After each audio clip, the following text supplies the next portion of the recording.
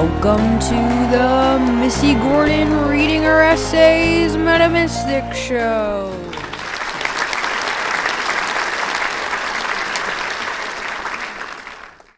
Home. Returning to self as we navigate spiritual gifts. Maybe it's spiritual psychosis. Maybe it's Maybelline. Where have I gone? Where am I? Floating through space and time. Help. I'm scared. Someone. Anyone. Where am I? The sound of my voice was muffled between the asteroids and stars. No one to hear my cry as my human body floated through the galaxies and my soul was somewhere far, far away. When I was a child, I had a dream. It may have been recurring. Or maybe the one time was so potent that I never forgot it. I was floating through space, just like I am now. And I was happy, content. Paradise seemed close. Then I saw my family through the glass window of a spaceship, and they were all waving at me. Just me, myself, and I in the ether. Dreams and figures.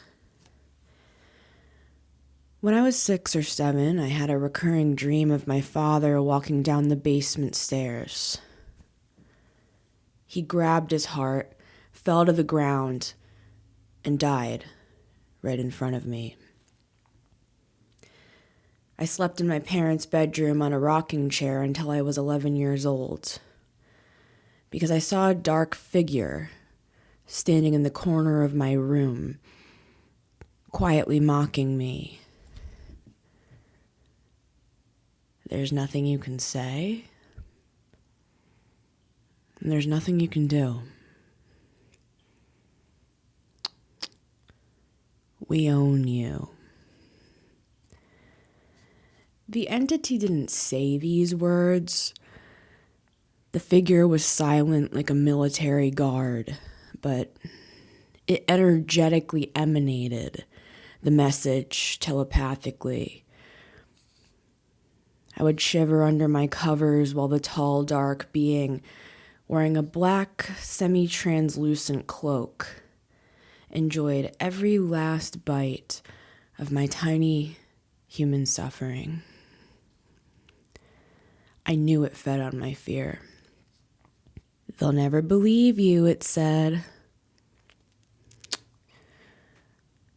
Licking the barbecue sauce off its fingers. It's only a matter of time before they'll have you committed. I didn't know what committed meant at 9, but I assumed it was something bad. The being transmitted in an echoey, sing-songy tone. Don't worry, child. We'll take care of you. At least you know we're always with you. Daddy! I didn't call for my mom because I didn't want to disturb her. Can I sleep in your room? I'm scared.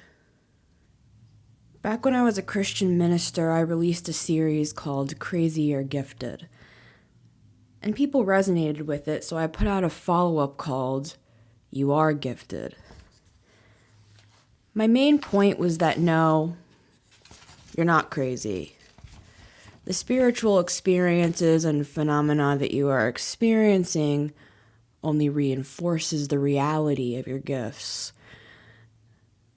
I spoke extensively about spiritual gifts when I was a minister.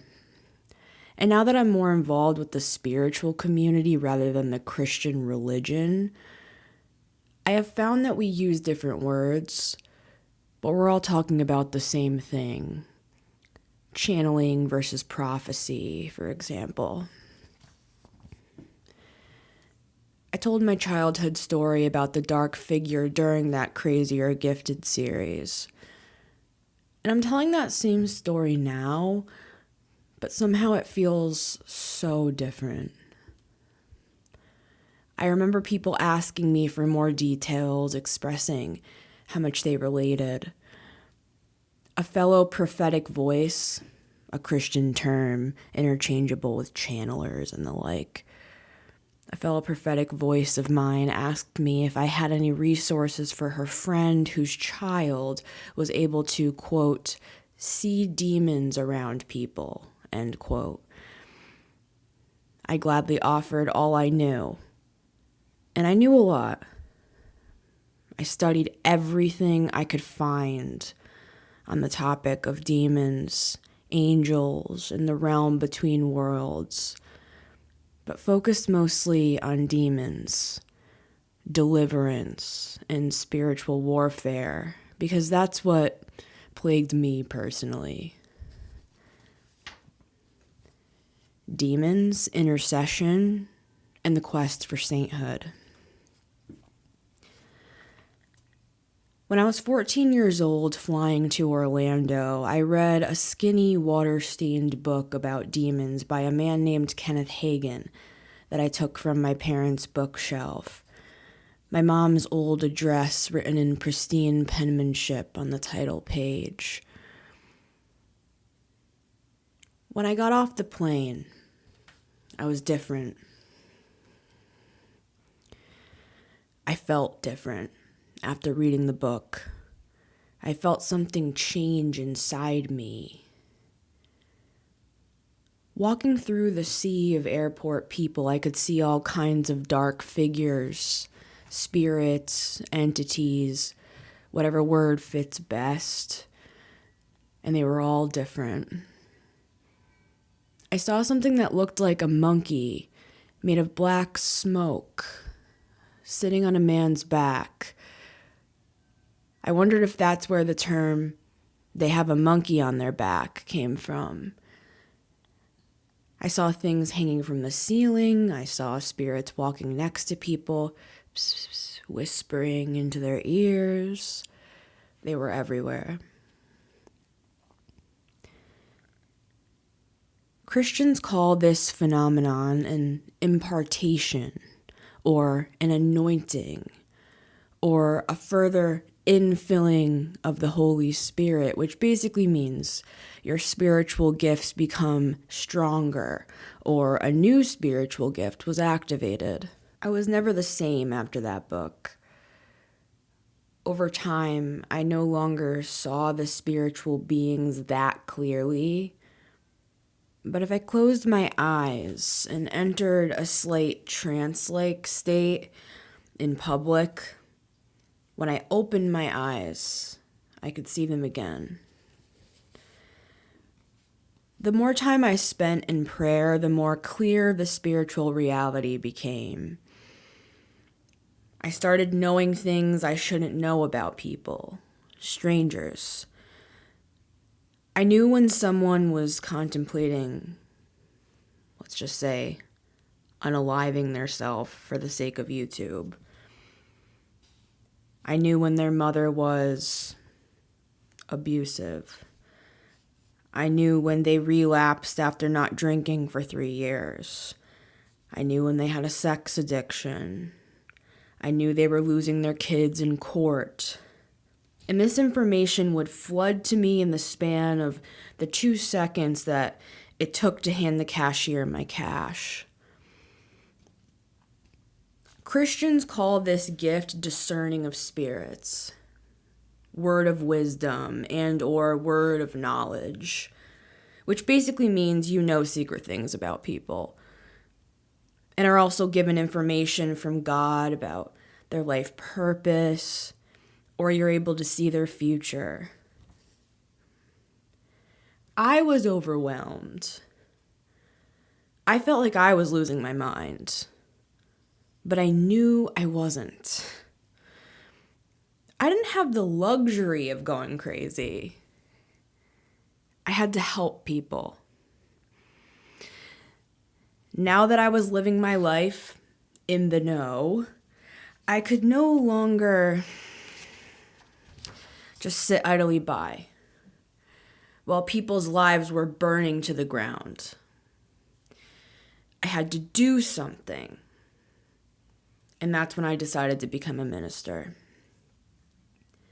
I would talk to people in public. I made my own tracts and left them in bathrooms. I wrote posts online. I prayed for people at malls. Laid hands on people in public. You know, you don't really do that sort of thing, especially post-COVID. These are my notes. I spent hours a day on my knees praying in tongues. Drakiana asontorva asente kirvunu samatervo kosande atavi kirvu shuntu ateve kesontorvana asete. I still do. Even after, these are my notes. This is not written in the essay. If you want to get the direct copy of the essay, this is a little sponsor right here. Sponsor of my sponsor. You can join my Substack.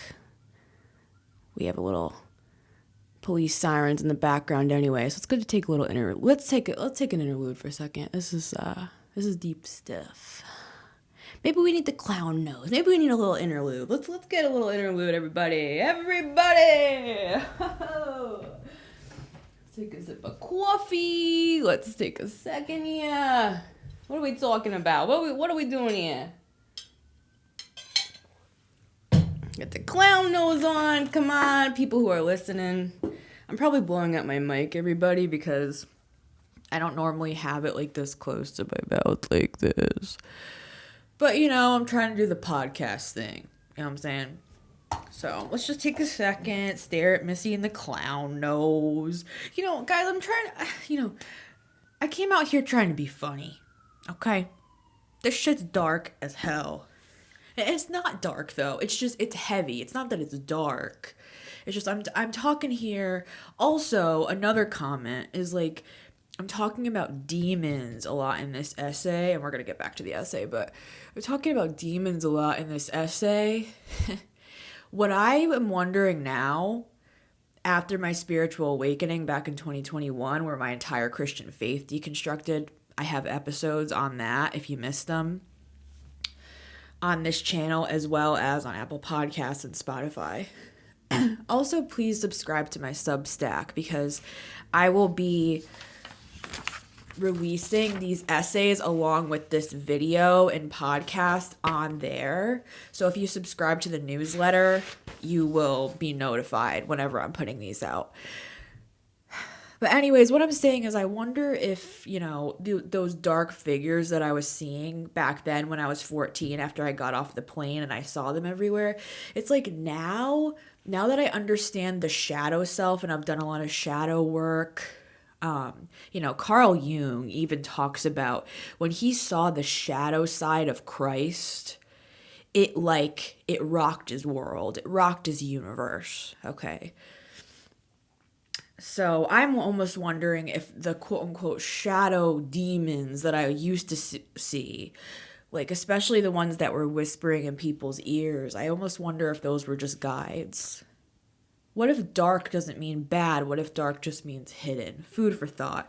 Thought I'd throw that in there, but this is my first essay that I'm releasing. So as I'm releasing these essays, these are also things that, you know, we're growing and changing, everybody, right? Do I really have to say that?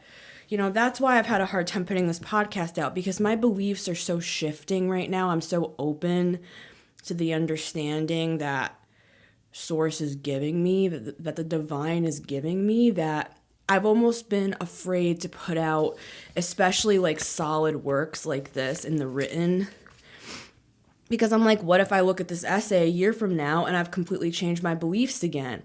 But I'm not going to let that stop me anymore. So let's get back to the essay. But I just wanted to take a second, have a little interlude, you know, take a minute. Okay. Anyways, get back to this.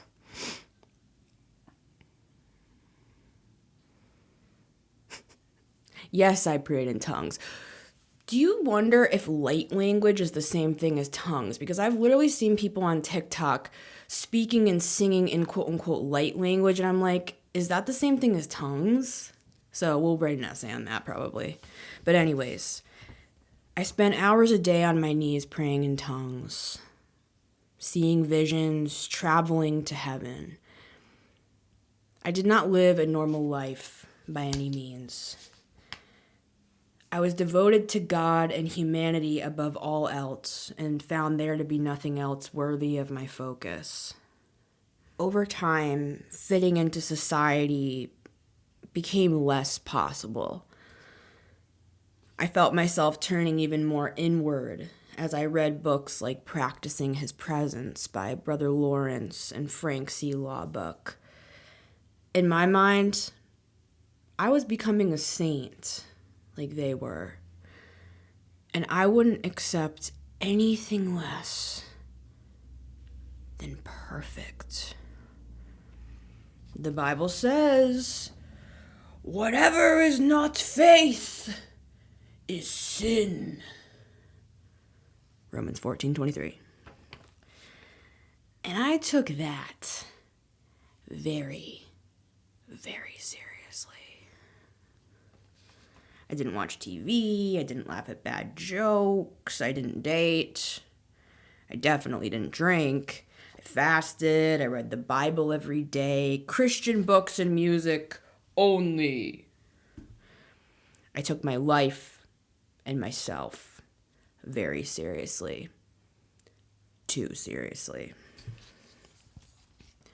My parents believed me when I told them about my spiritual experiences. They called me their in-house prophet, and they began to rely on me for information.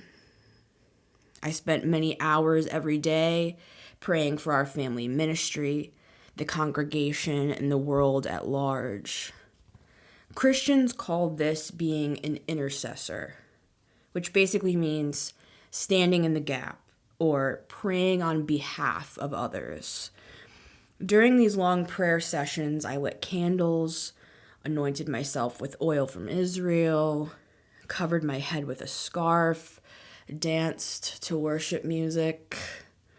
Sometimes I would pick up my guitar and sing songs. Other times I kept the room silent. I received pages of information. My journals were filled with prophecy, visions, and oftentimes vivid dreams detailing what was to come in the future. My dreams showed me world events like natural disasters. It's okay to mess up, Missy. You can have a little mess up when you're reading your essay, all right? This is a podcast. This is not a freaking, you know what I'm saying? Okay. People like authenticity. It's like, Missy, when you're listening to one of your favorite musicians, like just take Phoebe Bridgers, for example, because I love Phoebe Bridgers. It's like, if you're listening to her live, you prefer her live sessions, right? You prefer her acoustic sessions over the perfected studio version. Also, people are inundated with this bullshit today.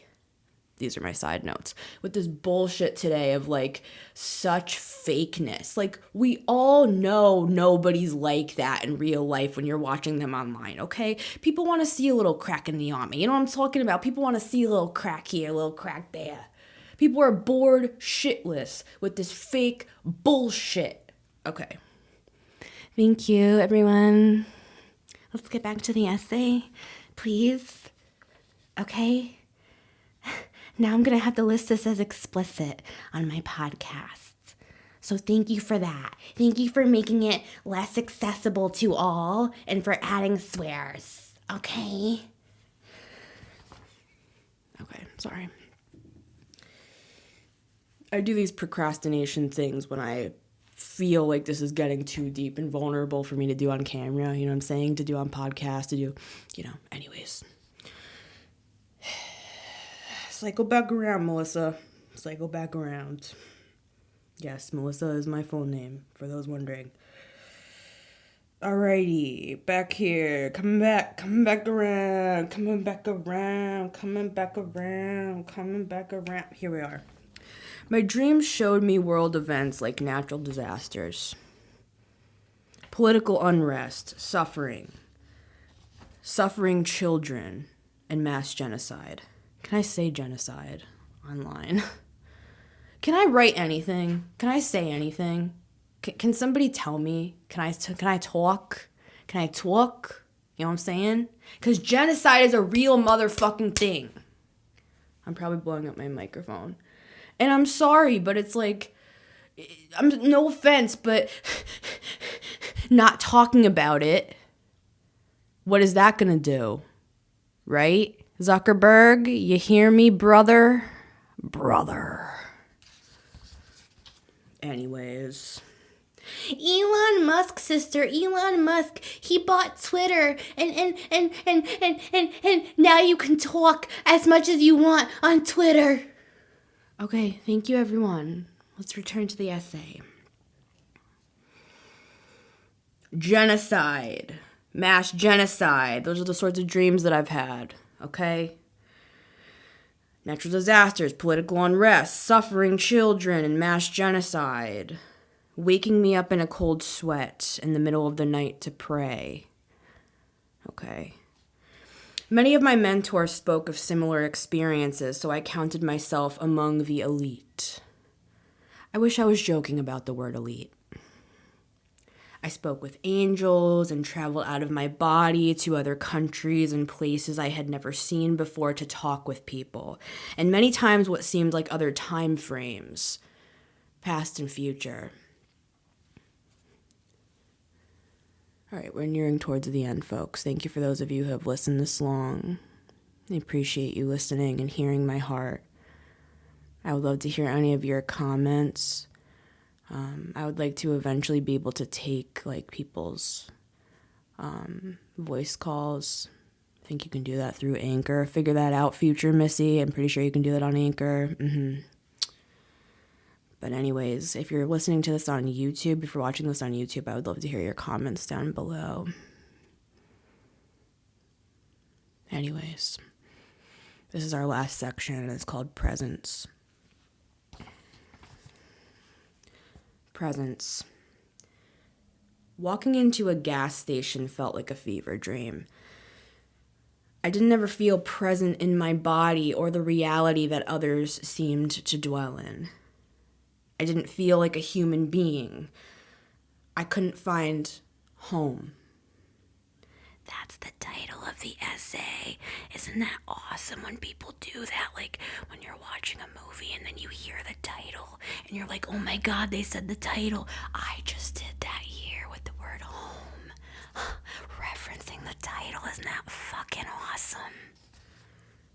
She's so cool. She's so awesome. We love her. We love her. We fucking love her.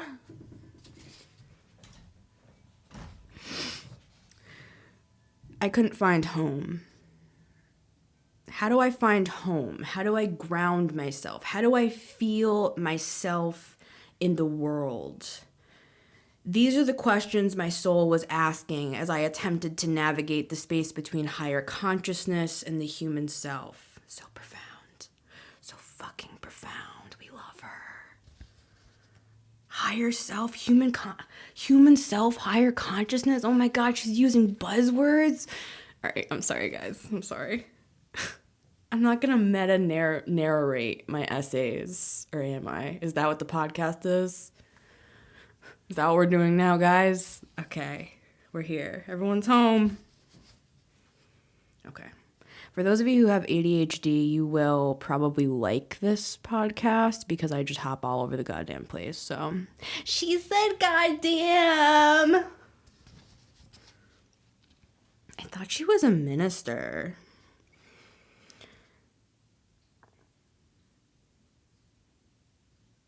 I didn't feel like a human being. I couldn't find home. How do I find home? How do I ground myself? How do I feel myself in the world? These are the questions my soul was asking as I attempted to navigate the space between higher consciousness and the human self, but I didn't know it at the time.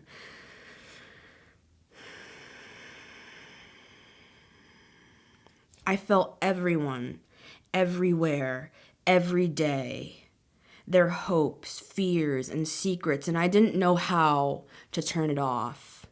My left ear is like completely, the sound is gone right now. So this is probably the part that everybody's going to relate to, what I just said.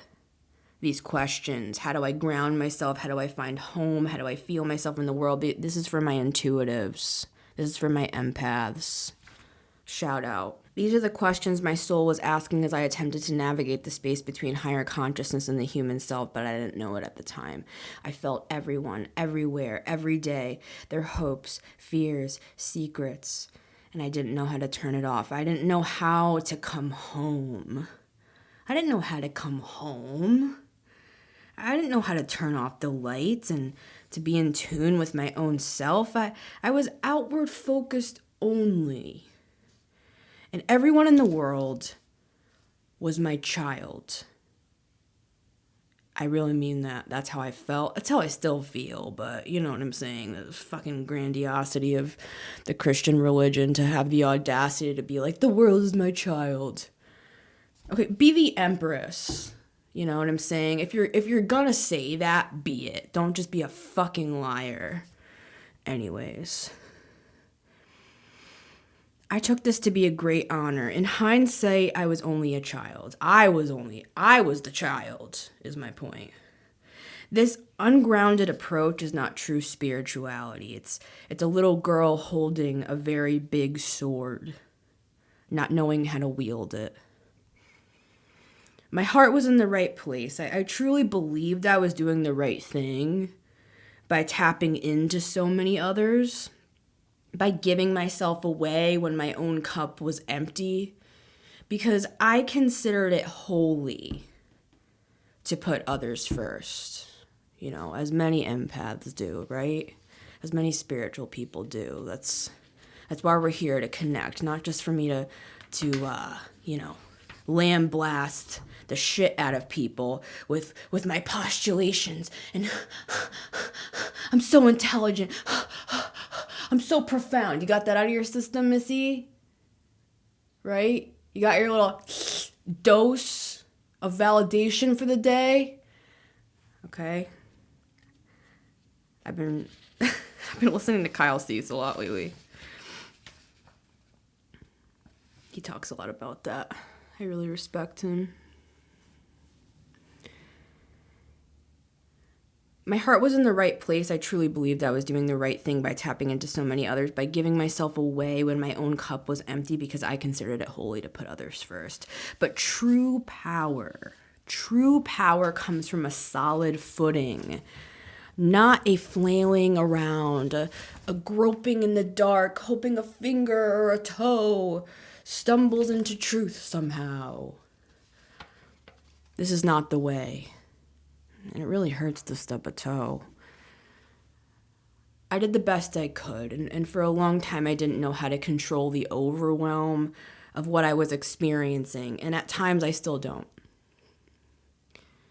I read many books and listened to mentors constantly, but nothing beats your own experience, especially when it comes to spiritual gifts, because we're all different.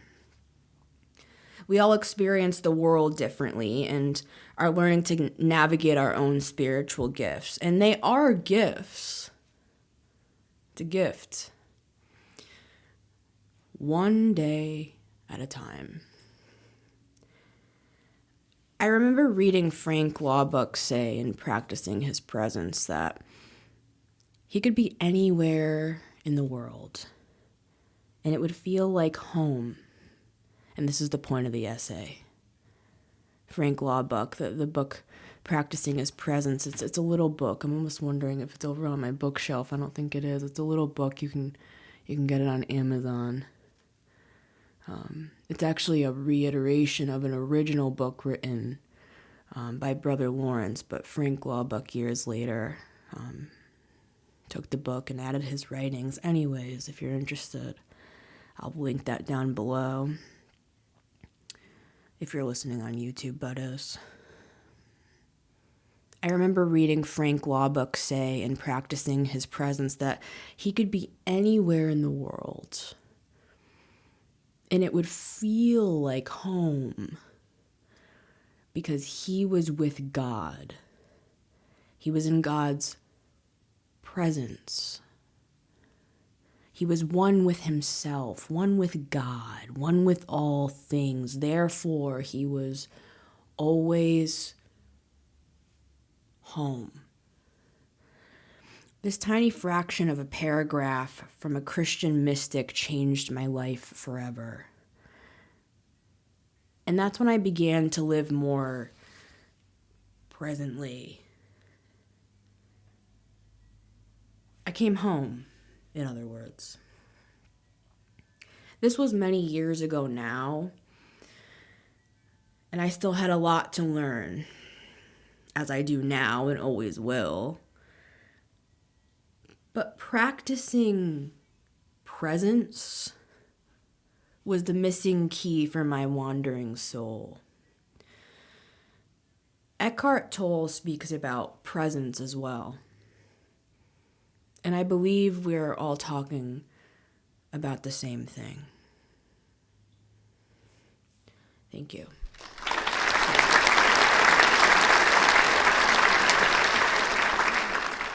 All right, folks, thank you for being here. It's been Missy Gordon, the Metamystic here.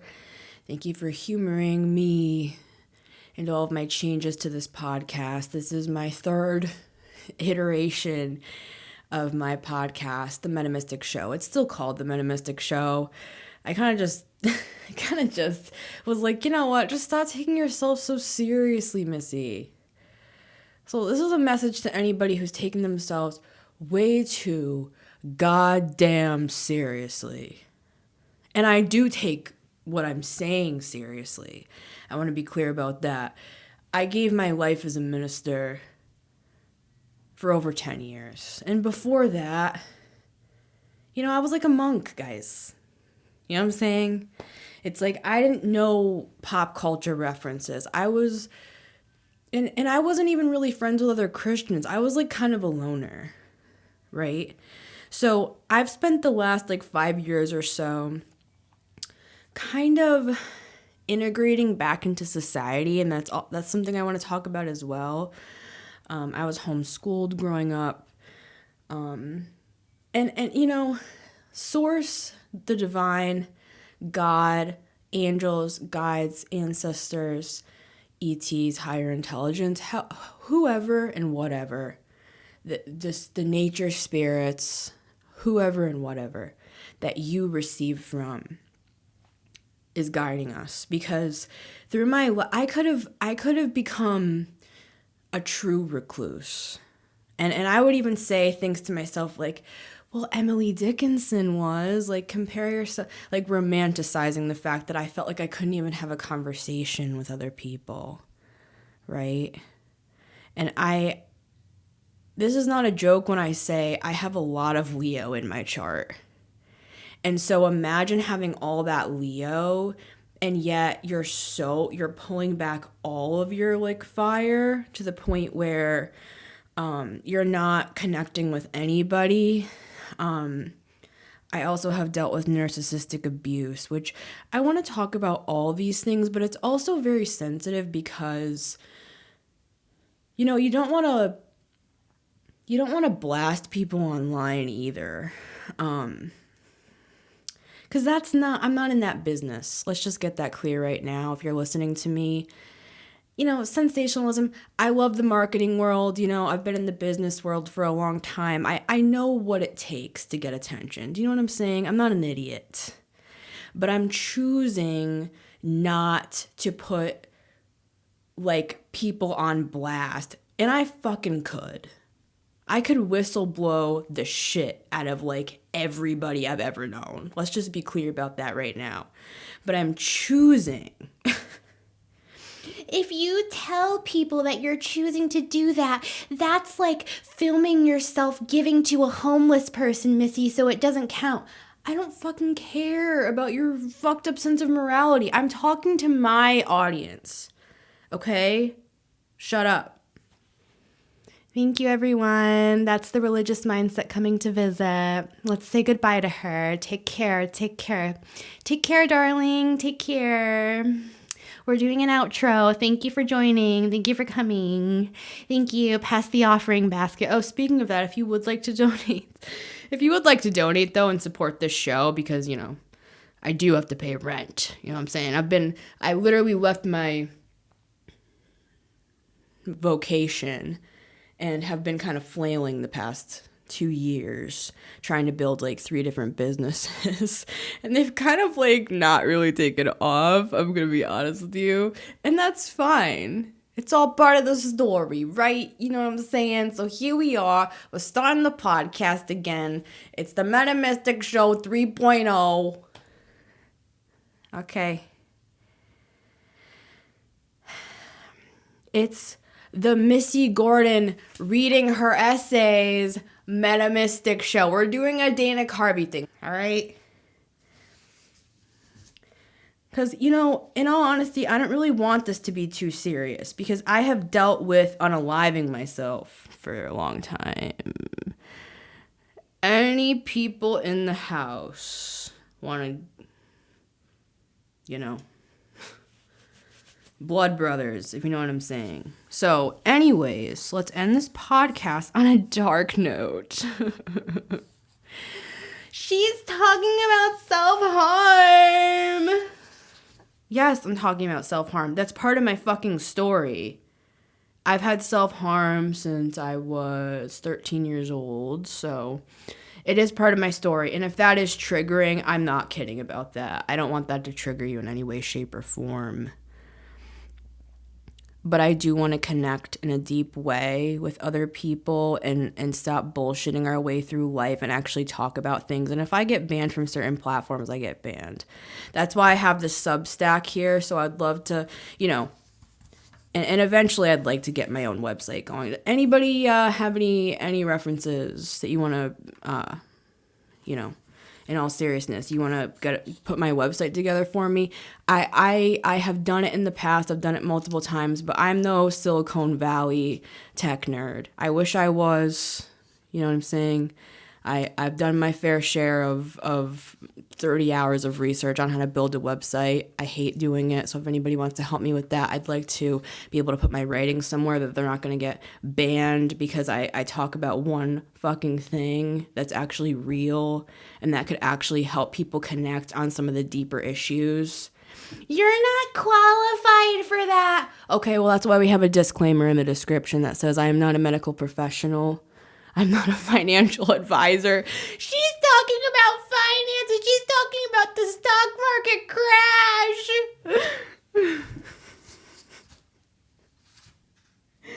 Okay, I'm sorry, guys. This is a dumpster fire.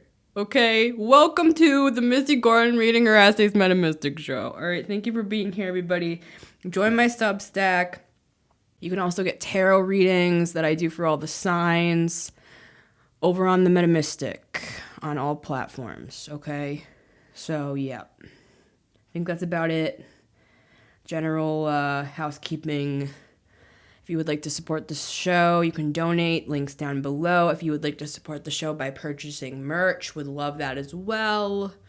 We'll be rolling out more stuff as I have a lot going on in my life, so I'm trying to, do artwork. I'm trying to do all this stuff.